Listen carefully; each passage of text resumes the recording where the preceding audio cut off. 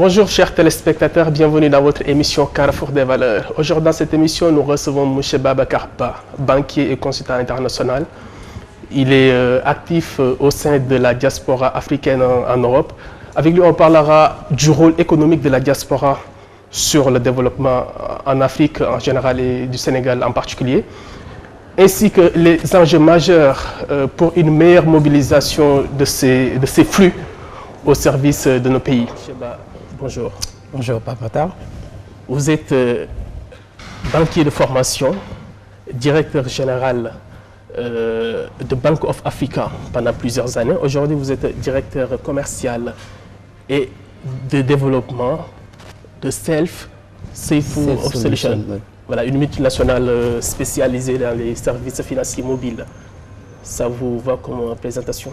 Non, merci beaucoup. D'abord, Pamata, je voudrais saisir cette opportunité qui m'est offerte pour remercier la Mourchid TV, l'ensemble de vos collaborateurs, en tout cas pour ces échanges. Et donc vous rendre aussi un vibrant hommage, vous féliciter pour le travail exceptionnel que vous abattez, pour la mobilisation aussi et la mise en valeur des talents du Sénégal, aussi bien de l'intérieur comme de la diaspora. Effectivement, je suis Babacar Ba, j'ai 44 ans, je suis sénégalais. Mais je n'ai pas fait des études de banque, j'ai fait plutôt des études de droit, puis de sciences politiques, de relations internationales, et je suis diplômé de sciences politiques à Paris, puis New York, et puis après l'expérience de la vie a fait que quand j'ai terminé mes études à Paris, puis à New York, le premier travail que j'ai trouvé était dans le milieu bancaire. Et c'est comme ça que l'expérience bancaire a commencé. Et au fil des ans, d'expérience en expérience, donc j'ai quitté Paris où j'habitais depuis 15 ans pour m'installer depuis maintenant 6 ans à Marseille où je dirigeais le groupe Bank of Africa. Et puis il y a un an, j'ai rejoint le groupe Safe Solutions, qui est une entreprise spécialisée en services financiers mobiles, où je suis le directeur du développement commercial du groupe.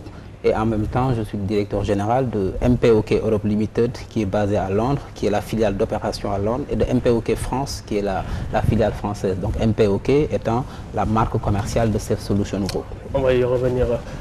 Parlons de la diaspora. D'après un récent rapport de la Banque mondiale, 66,5 milliards de dollars étaient reçus par l'Afrique venant de sa diaspora. En quoi cette manne financière peut impacter le développement en Afrique?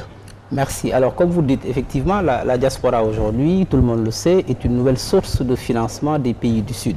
Donc, vous l'avez bien dit, c'est à peu près 67 milliards de dollars qui ont été transférés vers l'Afrique et concrètement vers l'Afrique subsaharienne, donc 40 milliards de dollars. Puisqu'après, il y a le Maghreb donc, qui fait partie de ces 67 milliards de dollars. Mais pour l'Afrique subsaharienne, c'est 40 milliards de dollars.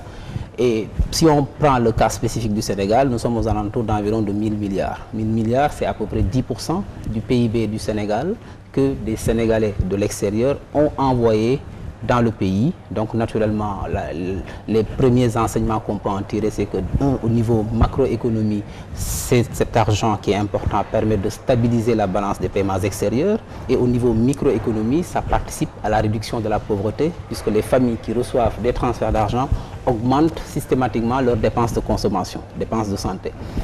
Par contre, il est vrai que ces sommes qui sont importantes et qui ont dépassé l'aide publique au développement et qui sont plus stables que ce que l'on appelle les investissements directs étrangers, parce que ces montants ne sont pas soumis à des conditionnalités de retour.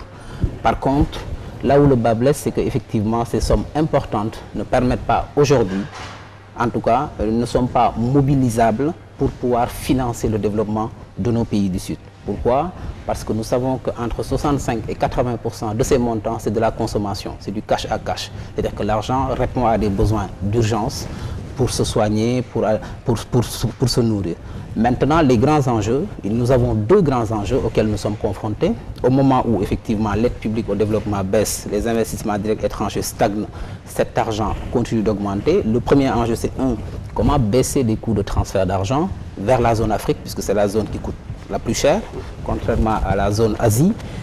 Les coûts sont entre 10 et 12% en zone Afrique. Donc, il faut baisser les coûts. Parce que quand on baisse les coûts, on baisse aussi la part de l'informel et on accélère en tout cas la croissance. Et deux, comment impacter ces sommes pour financer le développement de nos pays du Sud. Ça veut dire que nos banques doivent pouvoir mobiliser l'épargne des migrants et c'est effectivement tous les enjeux que nous sommes en train de discuter. Comment faire pour que cet argent puisse servir aussi à financer des économies, c'est-à-dire que les banques puissent pouvoir capter, mobiliser. Et il y a des travaux extrêmement et des exemples très intéressants comme la bibancarisation qui doit permettre aux banques africaines de venir collecter dans les pays du Nord l'argent des migrants pour pouvoir activer d'autres leviers.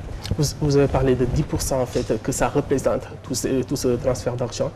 N'est-ce pas un soutien infaillible à l'économie nationale? Absolument. Et comme j'ai dit tout à l'heure, ce qu'il faut comprendre, c'est qu'effectivement, ces 10%, aujourd'hui, la diaspora est devenue une nouvelle source de financement de nos pays.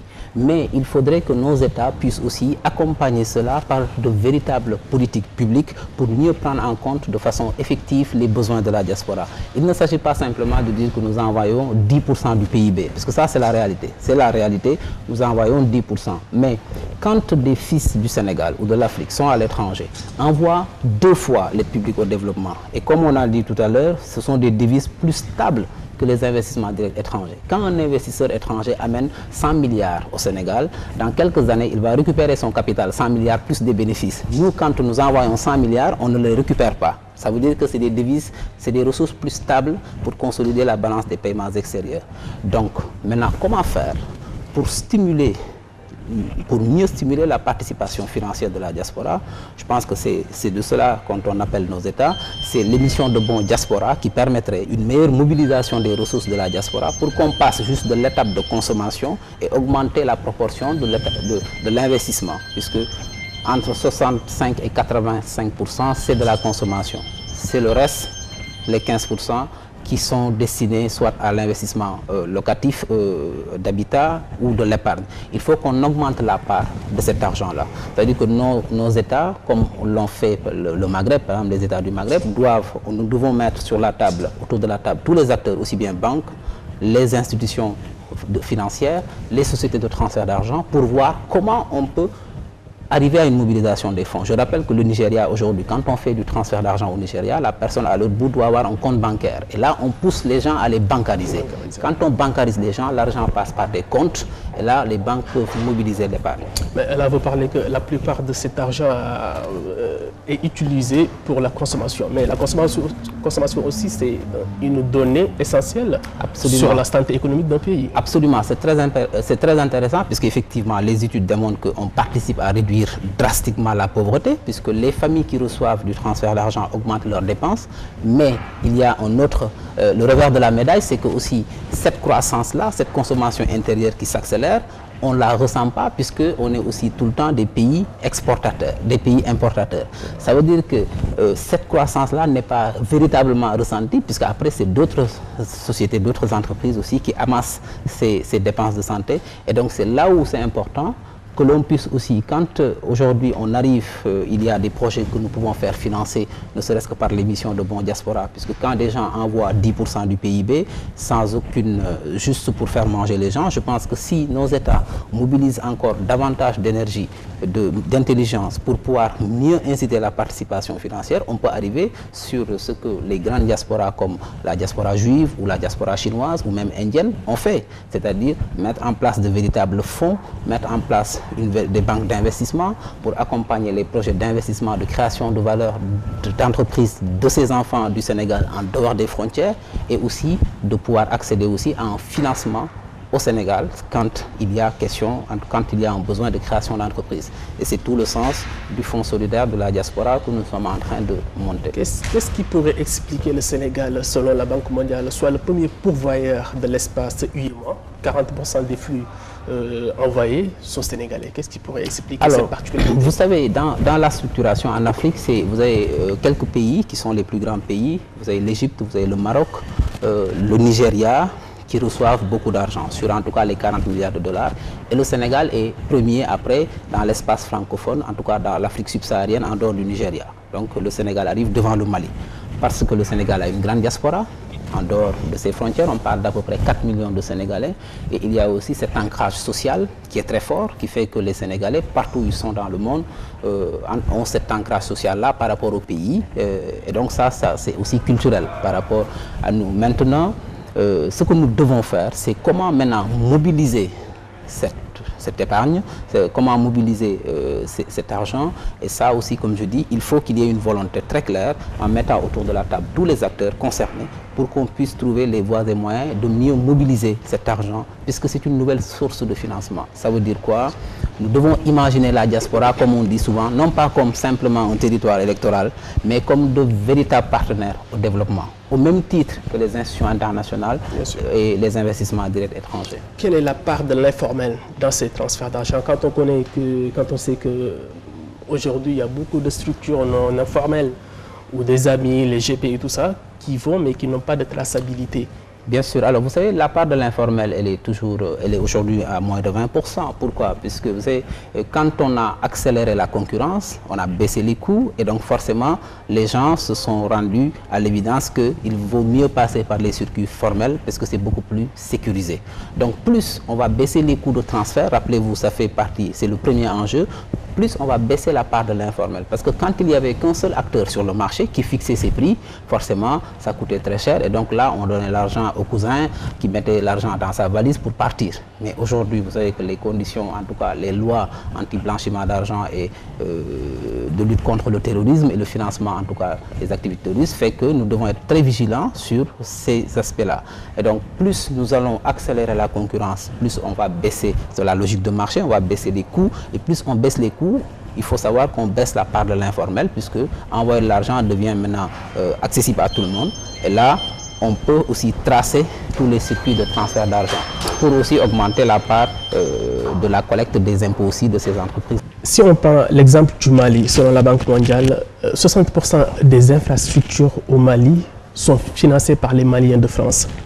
Comment peut-on arriver à ce résultat si on prend l'exemple de ce Mali pour notre pays, le Sénégal?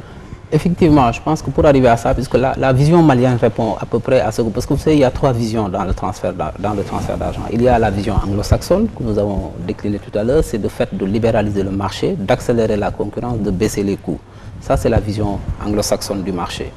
La vision hispanique du marché, c'est ce qui est utilisé par les Marocains, c'est la bibancarisation. Ça veut dire on dit aux banques du pays, des pays du Sud, de venir ouvrir des comptes, ce qu'on appelle les comptes diaspora. Et donc ça, c'est le concept de bibancarisation. Et donc on dit que si les banques viennent ici, on bancarise les gens depuis le pays d'installation vers le pays d'origine. Et là, ça permet aux banques de mobiliser l'argent. Et ça, c'est la vision hispanique du transfert d'argent. Et la dernière vision, c'est la vision francophone qui est axée sur le co-développement, c'est-à-dire utiliser les ressources pour participer au développement là-bas. Et c'est ce qu'effectivement les Maliens font, donc cette vision de co-développement. Maintenant, pour faire ça, il faut effectivement les importants flux qui arrivent du Sénégal, qui représentent 10% du PIB, pour que l'on puisse, parce que ça c'est de l'investissement. Il faut donc augmenter la part de l'investissement dans les fonds qui arrivent. Parce qu'on dit entre 65 et 85%, c'est de la consommation. Maintenant, il faut augmenter la part de l'investissement. Et ça, il faudrait, au-delà des déclarations politiques, que nos États puissent mettre en place des outils qui peuvent inciter la participation financière.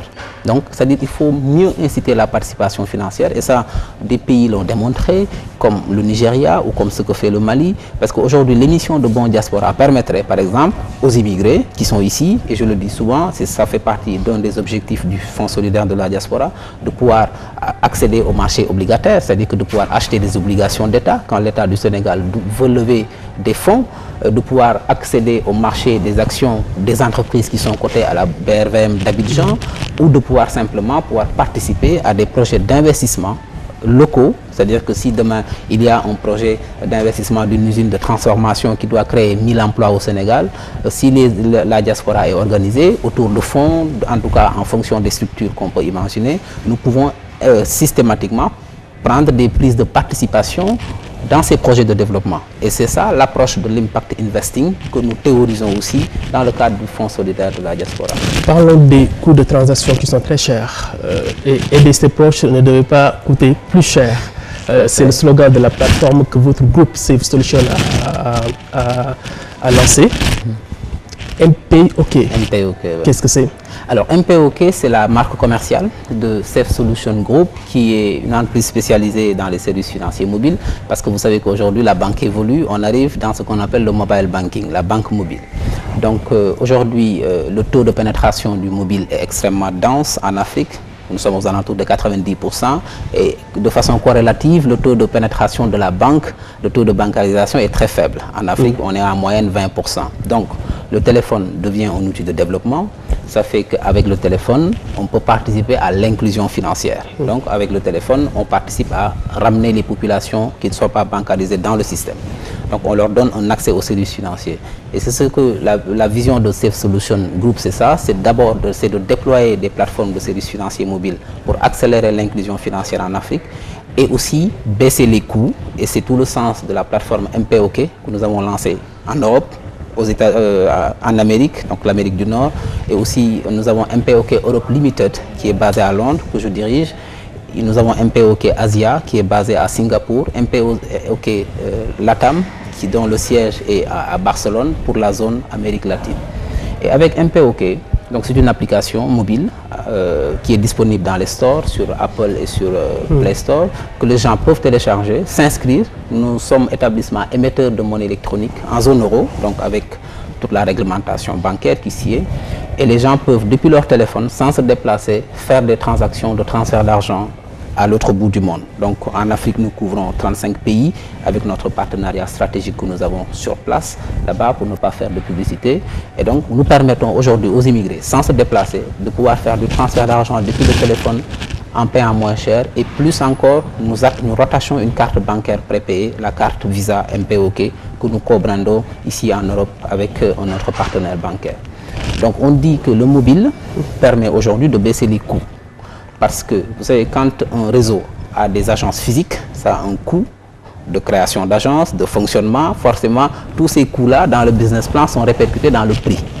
Et c'est pourquoi le coût du transfert d'argent demeure encore très cher vers la zone Afrique. C'est ce que nous disons tout à l'heure. L'un des premiers enjeux, nous devons baisser les coûts et après mobiliser l'épargne. Maintenant, pour baisser les coûts, les services financiers mobiles, c'est une nouvelle forme qui permet aux opérateurs de baisser les coûts. Parce que comme je disais, quand il n'y avait qu'un seul opérateur, il fixait ses tarifs. Maintenant qu'aujourd'hui, on peut, depuis son téléphone, sans faire recours à qui que ce soit, faire sa transaction, forcément on baisse les coûts. Et c'est le sens de la plateforme MPOK que nous déployons, qui permet à toutes les diasporas, en tout cas d'Afrique, d'Amérique et d'Asie, de pouvoir envoyer des flux chez eux à moindre coût. Et cette même plateforme embarque aussi des solutions de airtime, donc de recharge de crédit téléphonique. Nous chargeons aujourd'hui à peu près 400 opérateurs téléphoniques dans environ 120 pays. Donc on couvre presque la quasi-totalité. C'est-à-dire que depuis la plateforme MPOK, l'application, on peut charger le téléphone au Sénégal, de tous les opérateurs, en Afrique, en Asie, aux États-Unis et même aussi les réseaux prépayés ici en Europe. C'est-à-dire qu'à 20h ou à 22h, quand tout est fermé, avec la plateforme MPOK, on peut acheter du crédit ou faire du transfert. Nous faisons aussi des paiements de factures, donc nous faisons tout ce qui est service financier. Il y a beaucoup de services en fait qui sont là. Et ça participe aussi, comme je dis, nous interconnectons des écosystèmes. L'idée de MPOK ici, c'est de connecter, nous sommes en train de lancer au Cameroun notre première plateforme qu'on va appeler Sahel Money au Cameroun avec notre partenaire bancaire qui est le Crédit du Sahel, qui est la banque leader dans toute la partie septentrionale du Cameroun. Donc avec Sahel Money, nous allons participer à l'inclusion financière au Cameroun, participer aussi à baisser les coûts au Cameroun, surtout dans une zone, dans le nord du pays qui est très, en tout cas aujourd'hui menacée par Boko Haram. Donc nous allons participer à la réduction de la pauvreté avec notre partenaire qui existe là-bas depuis 20 ans, qui est la banque leader dans le nord du pays. Puis après, nous devons déployer un écosystème en Afrique de l'Ouest. Dakar a été choisi comme devant abriter le siège de MPOK Africa Limited. Ce sera à Dakar pour couvrir la zone de l'UMOA. Et l'idée, c'est que nous pensons que quand nous interconnecterons toutes les plateformes de services financiers mobiles, nous allons faire le même système que les SWIFT, que les banques avaient fait il y a quelques années, pour qu'on puisse aujourd'hui de MPOK envoyer des flux vers M-Pesa ou de MPOK envoyer des flux vers Johnny Johnny ou vers Money Express. Et là, on pourra encore baisser les coûts, puisque plus on va baisser les coûts, les immigrés pourront encore donner plus, ou bien en tout cas faire des économies. Quelle doit être la vraie place de la diaspora sénégalaise dans la définition politique nationale de notre pays? Alors vous savez, quand les gens envoient 10% du PIB d'un pays, donc forcément c'est quand même une contribution importante dans la marche du pays. Nous disons que la diaspora ne doit plus être considérée juste comme un territoire électoral, puisque c'est très souvent le cas aujourd'hui, le débat au niveau de la diaspora, tout le monde veut être député de la diaspora, mais ce n'est pas ça les véritables enjeux. Les véritables enjeux, c'est comment faire à l'instar des autres grandes diasporas, comme la diaspora chinoise, qui est à l'origine de l'avancée de la Chine aujourd'hui, puisque ce sont des gens qui sont partis, qui ont accumulé des compétences, des connaissances, beaucoup d'argent, et qui sont partis investir dans leur pays pour créer de la valeur, pour créer de la richesse, pour que la Chine puisse être aujourd'hui le moteur de la croissance mondiale. Nous pensons que la diaspora sénégalaise, africaine, qui est arrivée ici bien avant d'autres diasporas, doit pouvoir enfin se réaliser, c'est-à-dire être sérieusement prise en compte dans la définition de nos politiques publiques. Mais cela, au-delà des contingences politiciennes, c'est-à-dire que quand des enfants du Sénégal envoient plus que l'aide publique au développement, 2 fois plus, nous devons les considérer, ces enfants du Sénégal-là, comme de véritables partenaires au développement, c'est-à-dire discuter avec eux pour voir quelles sont les synergies que nous devons mettre en place pour mieux accélérer et pour mieux inciter la participation financière. Je voudrais aussi à travers ça rendre un vibrant hommage à tous les fils du Sénégal qui à travers le monde entier font des choses exceptionnelles et qui méritent d'être connus. Et je pense que le Sénégal regorge de talent, aussi bien à l'intérieur que dans la diaspora. Et si le Sénégal mène une véritable politique d'incitation à la participation de la diaspora, parce que vous savez, au début, l'immigration était considérée comme une fuite des cerveaux, mais maintenant ça a changé. Ces cerveaux qui ont certainement peut-être qui sont partis et qui ont accumulé des compétences, maintenant doivent revenir pour faire bouger les choses au pays. Et donc ça devient une richesse à exploiter. Et il serait dommage que tous ces talents du Sénégal et d'Afrique, qui sont un peu partout dans le monde, soient en tout cas utilisés par d'autres pays, alors que nos pays doivent les inciter à venir, aussi bien financière, intellectuelle, dans la recherche, dans la science, dans la santé, dans l'éducation. Il y a beaucoup de talents au niveau de la diaspora et on gagnerait. Bien sûr. Vous êtes initiateur du Fonds solidaire de la diaspora, qui veut utiliser en fait tous les fonds de la diaspora pour... Vous en êtes où? Alors aujourd'hui, on est depuis 2014, vous savez que nous discutons sur la mise en place du Fonds solidaire de la diaspora, qui, comme nous l'avons expliqué tout à l'heure, nous voulons simplement mutualiser l'épargne des migrants pour pouvoir avoir des leviers et créer des transitions économiques pour participer au développement de notre pays. Des études de la Banque mondiale ont démontré qu'il y a à peu près 54 milliards de dollars que les Africains ont gardé dans les banques du Nord. 54 milliards de dollars. C'est beaucoup d'argent. Si nous mobilisons l'argent, je parle de l'épargne des migrants, à travers un fonds, au bout d'une période bien déterminée, nous pouvons activer d'autres leviers. Pourquoi c'est important? Parce qu'il faut bien que les gens comprennent que le problème du financement des économies en Afrique, ou précisément au Sénégal, que le problème, le frein à la création d'entreprises, c'est le financement. Et ça, la diaspora n'est pas exclue dans ça. Donc concrètement, aujourd'hui, 90% du paysage économique du Sénégal est constitué par les PME, les petites et moyennes entreprises, 90%. Et nous savons que 80% des demandes de crédit de ces PME sont rejetées par les banques. Et nous savons que dans ces 80% de rejet, les 51%, c'est un manque de garantie. Et donc on se dit, la diaspora n'échappe pas à ces conditions. Ça veut dire que vous êtes ici, vous pouvez ouvrir un compte dans une banque sénégalaise, vous gagnez bien votre vie. Le jour où vous allez vouloir faire un crédit, la banque va vous dire on a un problème de garantie, vous n'habitez pas ici, etc. Donc c'est global. Et c'est pourquoi, je pense, l'État du Sénégal a mis en place un certain nombre de dispositifs, comme le Fonds 6, comme le Fonds JIP, comme le FES, par exemple, pour la diaspora, et d'autres dispositifs. Sauf que nous disons que c'est bien d'avoir mis en place ces dispositifs, et la BNDE. Mais il y a des parties qui ne sont pas prises en compte. Dans ce qu'on appelle le venture capital, le capital création, quand on veut créer une entreprise, il y a plusieurs phases. Il y a le pré-amorçage, l'amorçage, la création, puis le capital développement. Et quand vous parlez du fonds 6, c'est des investissements stratégiques. On est dans des fourchettes de 300 millions. Quand vous avez un projet de 5 000 €, vous n'êtes pas concerné, vous n'êtes pas éligible. Pareil, on a parlé du FES, nous, on sait que ça ne marchera pas. Beaucoup le décrivent en fait comme étant juste une démarche politique, quoi. Non, moi je ne vais même pas rentrer dans des débats comme ça pour dire que c'est juste politique. Je dis, quand on prête de l'argent, il y a aujourd'hui ce qu'on appelle des ratios de solvabilité. C'est-à-dire qu'on dit, quand il y a de l'argent qu'on prête, il y a un fonds de dépôt, il faut protéger ce qu'on appelle les ratios de solvabilité, les dépôts. Quand on prête de l'argent à des gens, il faut s'assurer que ces gens-là vont rembourser pour qu'on puisse prêter à d'autres. Donc nous avons vu dans ce fonds qu'il n'y a aucun critère de ratio de solvabilité qui a été respecté. Il n'y a aucune garantie parce qu'il n'y a nulle part au monde où on va prêter à des gens sans critères, sans garantie et que espérer que les gens remboursent. Donc si on veut que ce fonds réussisse, parce que je pense que l'idée d'un fonds pour accompagner les initiatives de la diaspora est très noble, mais il faut le réussir, c'est-à-dire qu'il ne faut pas juste mettre un fonds pour donner de l'argent à des fins politiciennes, comme on dit. Il faut mettre en place du sérieux là-dessus, avec des critères de solvabilité, des garanties pour que chaque personne à qui on alloue un crédit puisse être en mesure de rembourser pour qu'on puisse reconstituer les fonds propres et prêter à un plus grand nombre. Donc voilà ce que nous disons.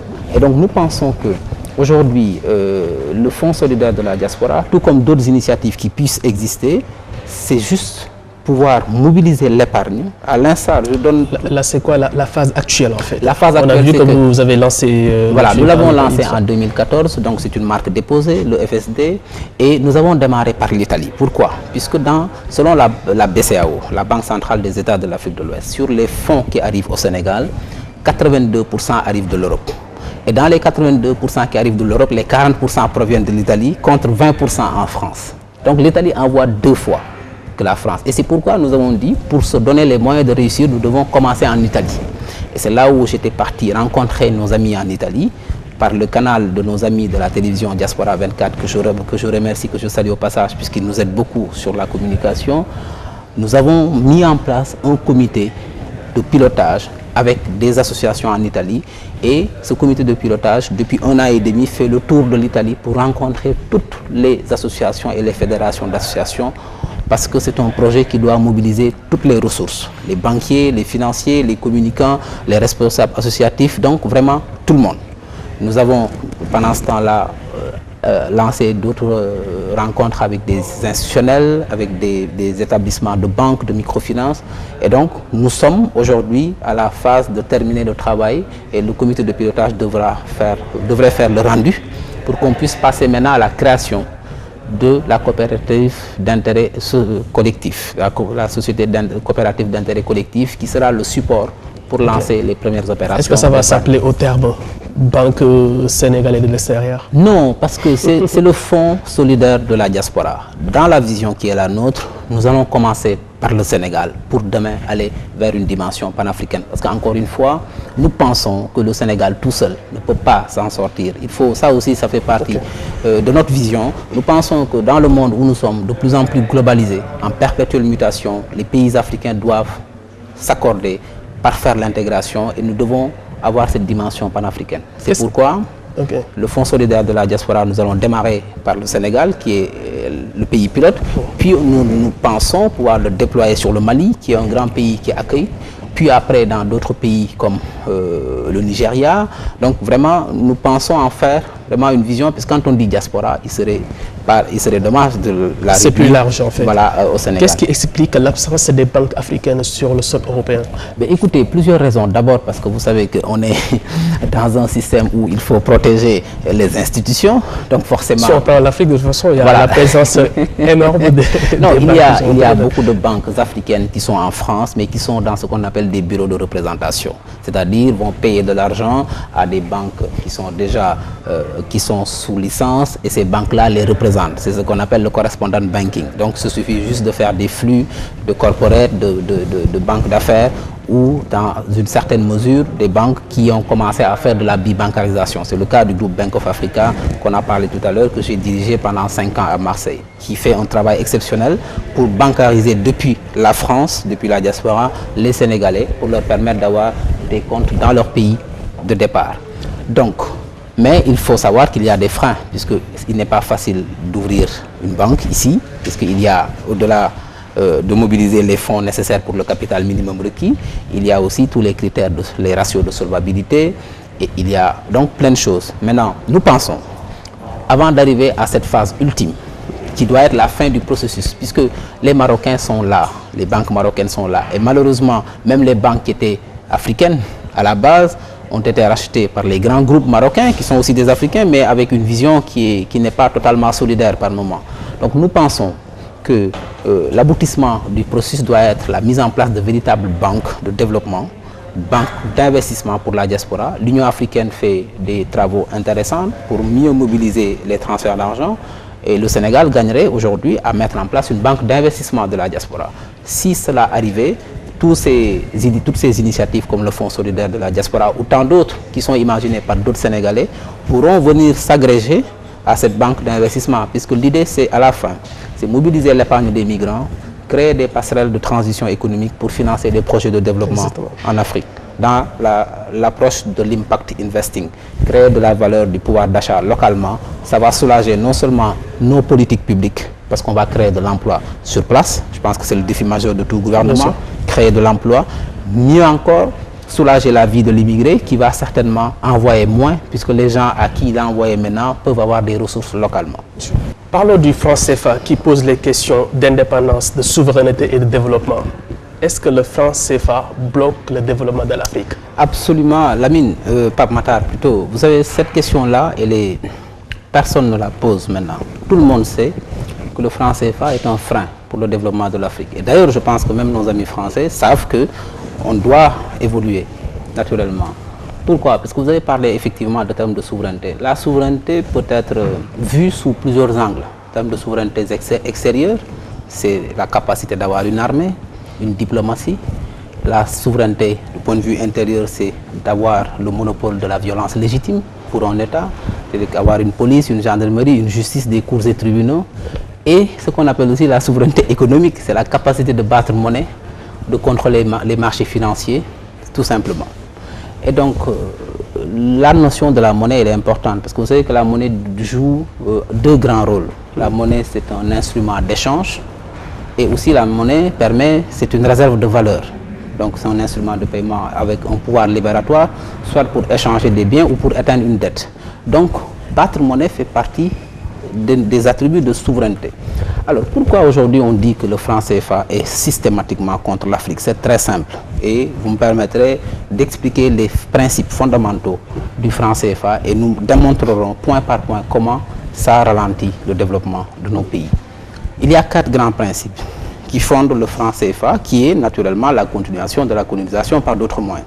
Puisque quand on a théorisé le droit des peuples à disposer d'eux-mêmes, forcément la puissance coloniale devait trouver un autre moyen de maintenir sa mainmise. C'est là où on a institué la zone CFA à l'époque, la communauté des Françaises d'Afrique. Puis après, ça a évolué un peu dans la sémantique. 4 principes fondent le franc CFA. Le premier principe, c'est la fixité de la parité par rapport à la monnaie ancre, par rapport à la zone euro. C'est-à-dire que la parité est fixe par rapport à l'arrimage que nous avons sur la zone euro. 1 euro égale 655,957 francs CFA. Donc, le premier principe, c'est la fixité de la parité. Le deuxième principe du franc CFA, c'est la garantie de convertibilité illimitée du trésor français. C'est-à-dire que c'est le trésor français qui garantit la convertibilité du franc CFA et cette garantie, elle est illimitée.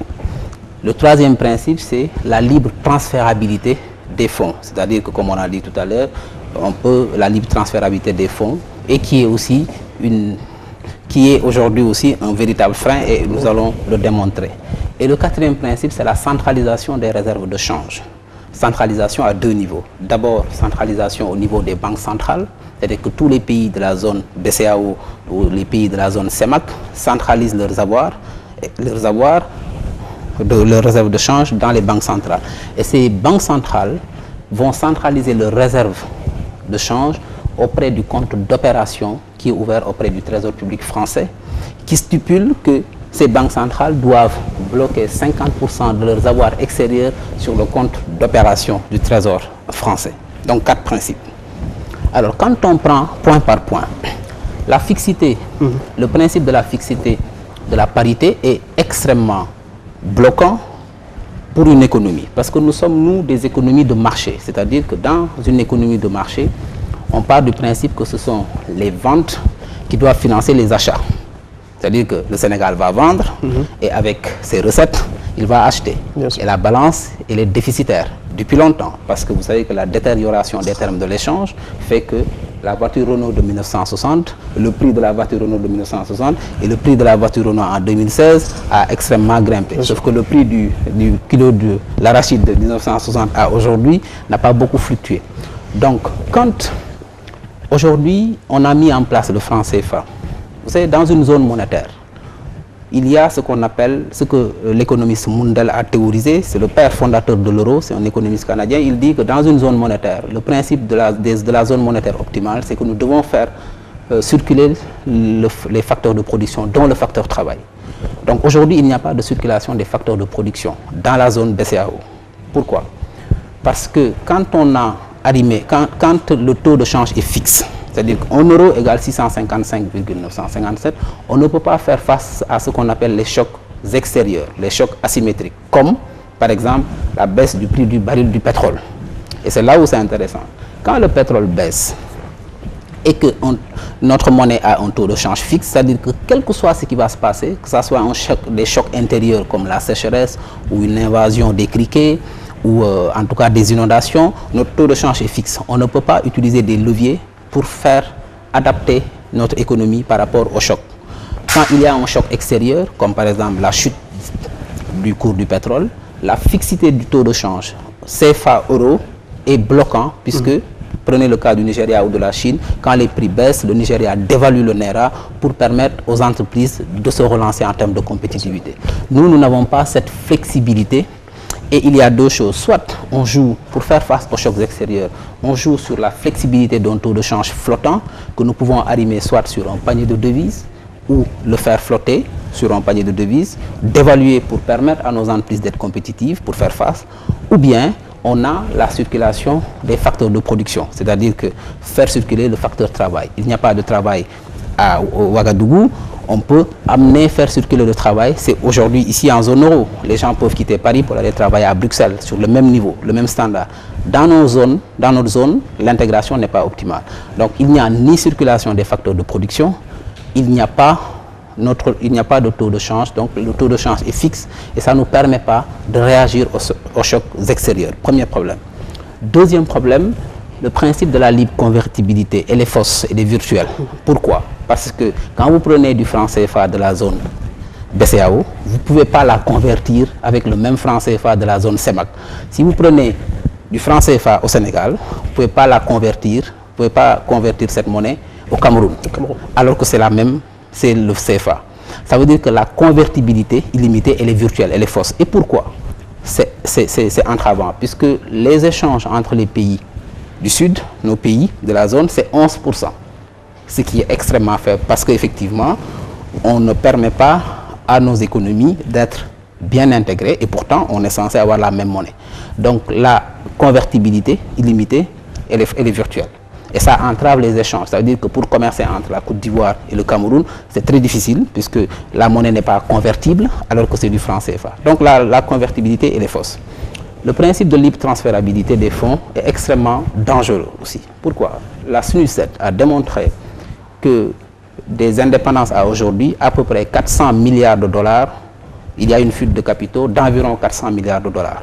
Et cette fuite de capitaux est facilitée par le principe de la libre transférabilité des fonds. C'est-à-dire que vous prenez tout de suite 1 milliard de francs CFA, vous pouvez le transférer tout de suite en X euros avec le principe de libre transférabilité des fonds. Ça facilite les détournements de fonds et la fuite des capitaux. Si on avait une monnaie qui n'avait pas de libre transférabilité, par exemple, prenez le cas de la Tunisie, la Banque centrale de Tunisie contrôle la sortie des fonds, puisque la masse monétaire elle est importante pour réguler l'économie, pour les questions d'inflation, de déflation. Donc le principe de la libre transférabilité est extrêmement dangereux pour nos économies qui sont très faibles et qui ont besoin que l'on contrôle la masse monétaire. Quatrième point, la centralisation des réserves de change. Alors, c'est très simple. Si on nous demande aujourd'hui de bloquer 50% de nos avoirs extérieurs au niveau du compte d'opération de la Banque de France, c'est-à-dire que quand on vend 100, les 50, on doit les bloquer ici. Ça, c'est juste hallucinant. Ça n'a pas de sens. Ce qu'il faut faire aujourd'hui, c'est que, et je pense aussi qu'il faut reconnaître que les autorités africaines font des pas extrêmement importants, puisqu'au dernier sommet de Malabo de l'Union africaine, il y a eu des initiatives fortes qui ont été prises. On a annoncé la création du Fonds monétaire africain, de la Banque africaine d'investissement et du fonds donc il y a une troisième institution qui a été aussi créée en tout cas dans les statuts, et l'objectif est d'aller à l'horizon 2020 à une monnaie commune, parce qu'il nous faut, pour accélérer le volume des échanges entre les pays du Sud, pour permettre d'avoir une réalité économique, parce qu'une monnaie doit refléter la réalité économique. Le franc CFA ne reflète pas la réalité économique de nos pays. Et cette garantie, cette fixité ne nous permet pas de réagir au choc. Et donc nous devons aujourd'hui imaginer comment faire. Mais il ne faut pas dire que rien n'existe. Il y a des avancées, parce que aussi bien l'Union africaine que la CEDEAO, que d'autres zones régionales sont en train de faire des travaux importants. Maintenant, il faut aussi qu'on se dise, nous, en tant qu'Africains, il y a des blocages que nous-mêmes, nous sommes en train de mettre sur place. Et je voudrais rapidement parler de ces blocages. C'est les antagonismes qui existent en Afrique. Bien sûr. Vous savez, il y a ce qu'on appelle le Big Five. C'est le club des 5 grands contributeurs à l'Union africaine. C'est le Nigeria, l'Égypte, l'Algérie, l'Afrique du Sud, le Maroc et la Libye. Non, le Maroc n'est plus membre, et la Libye. Le Maroc n'est plus membre de l'Union africaine. D'ailleurs, c'est un grand problème. Donc, ces 5 pays qu'on appelle le Big Five se disputent le leadership. Donc, on arrive dans une configuration où, par exemple, prenons l'Afrique de l'Ouest. Nous avons l'UMOA qui existe depuis, je pense, 95, donc depuis en tout cas 13 ans, et nous avons la CEDEAO, ECOWAS, qui existe depuis plus longtemps, dont le leader incontestable est le Nigeria, qui est aujourd'hui la première puissance africaine. Donc forcément, le Nigeria tend à assurer son leadership dans les discussions. Quand on vient au niveau de l'UMOA, les 13 pays qui parlent français, plus la Guinée-Bissau, eux, ils se targuent de presque 15 ans d'intégration, avec la Côte d'Ivoire comme tête de poule, et quand ils viennent, ils disent, ben, nous, UMOA, nous avons une avance sur l'intégration, et le Nigeria est là en disant, non, c'est pas ça, nous sommes les premiers. Donc, au niveau de l'Union africaine, au niveau de l'Afrique, nous avons ce problème de leadership. Ils ont trouvé un consensus, parce que quand le Fonds africain, le Fonds monétaire africain a été fixé, on avait dit qu'il fallait à peu près 22 milliards de dollars de capital.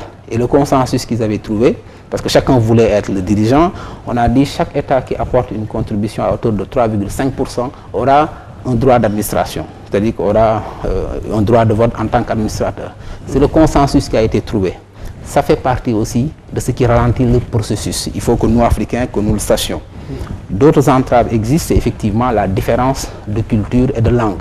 Parce que nous sommes dans des zones, vous avez le Sénégal, le Mali, la Côte d'Ivoire qui parle français, la Guinée-Bissau qui parle espagnol, qui parle portugais, la Gambie, le Ghana, le Nigeria qui parle anglais. Et donc naturellement, vous savez, il y a des influences qui font que aussi chacun veut préserver quelque chose. Mais nous pensons que, vous savez, c'est un combat de génération. Il faudra que, parce que l'Union européenne, les Européens ont compris qu'il fallait s'unir pour ne pas disparaître devant l'hégémonie américaine. À défaut de le faire politiquement, ils l'ont fait économiquement. La France et l'Allemagne se sont réunis autour du charbon et de l'acier. C'était le motif de leur guerre en 1951 pour créer la CECA, la Communauté européenne du charbon et de l'acier. C'était le point de départ. Puis le traité de Rome en 1957, puis on est arrivé marché commun, Schengen, Maastricht, avant d'arriver à libre-échange, marché unique, avant d'arriver aujourd'hui à la belle histoire de l'euro. Et l'Union européenne est la première nation commerçante du monde. Ils l'ont fait. L'Europe de la défense pourtant a échoué, l'Europe politique peine à voir le jour, mais ils ont au moins fait l'Europe économique. Nous pensons que les États africains doivent dépasser leurs antagonismes de leadership. Nous savons pertinemment et concrètement que le franc CFA est un frein, puisque nous l'avons démontré par le système de fonctionnement. Et d'ailleurs, dans la structuration des banques centrales, je pense qu'il y a à peu près 16 administrateurs à la BCEAO, dont 2 Français qui ont droit de veto. Donc après la messe est dite. C'est un problème, ouais. Donc voyez-vous, et dans les statuts, je pense que c'est un article de la Banque centrale qui dit que c'est la Banque centrale qui définit la politique monétaire de la zone. Alors dans les gens qui définissent notre politique monétaire, il y a naturellement des administrateurs étrangers, plus maintenant c'est la centralisation des réserves, plus le fait que nous ne sommes pas en mesure de réagir aux chocs extérieurs, à ce qu'on appelle les chocs asymétriques, plus le manque de circulation des facteurs de production. Je pense que la démonstration est claire, hein? Il ne reste pas beaucoup de temps.